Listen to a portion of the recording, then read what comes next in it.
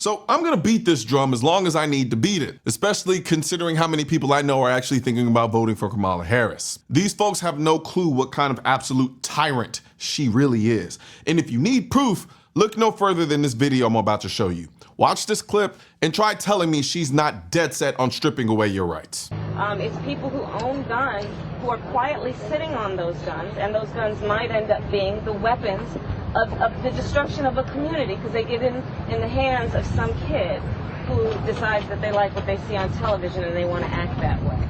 So this is about just basically saying that we're going to require responsible behaviors among everybody in the community, and just because you legally possess a gun in the sanctity of your locked home doesn't mean that we're not going to walk into that home and check to see if you're being responsible and safe in the way you conduct your affairs. Oh, no.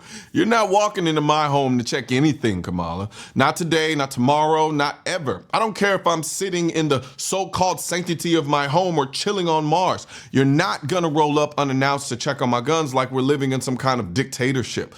What is this, North Korea? Come on. And for those of you who don't know, this isn't just some off-the-cuff comment from her. Nah, she's been pushing for stuff like this for a long time. Let me break it down for you. You see, this video was back when Kamala was the San Francisco's district attorney.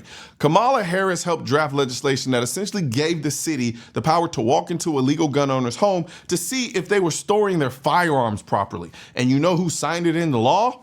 None other than Gavin Newsom. Yes, that Gavin Newsom. San Francisco has some of the strictest anti-gun laws in the country, thanks to her.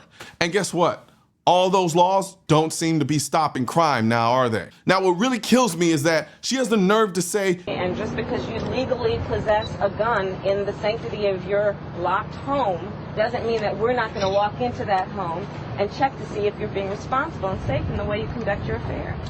Let me ask you something. What part of the Constitution allows this? Spoiler alert, none of it. It's illegal, unconstitutional, and straight up tyranny. This is the kind of Marxist nonsense that Kamala Harris believes in. These are her values. And speaking of Marxist nonsense, you know what else doesn't care about your budget? Criminals. But these anti-gun politicians love to nickel and dime us for everything, acting like securing our schools and neighborhoods comes cheap. Meanwhile, they're pushing laws that make it harder for us law-abiding folks to protect ourselves. Look, asking why we need money for guns is like asking why we need locks on our doors.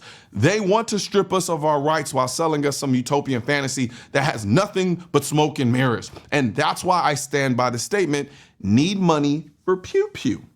It's not just about firearms, it's about preserving our freedom. And if you're wondering why oppressive regimes always go after civilian disarmament first, it's because an armed populace is a threat to tyranny. The cost of liberty has always been high, but it's one we're willing to pay. And by the way, if you agree with me on this, head over to shop.mrcoleonnoir.com and grab yourself a need money for pew pew or need money for guns shirt, hat, drinkware, or even the premium embroidered hoodie. Or just click the link in the description section of this video.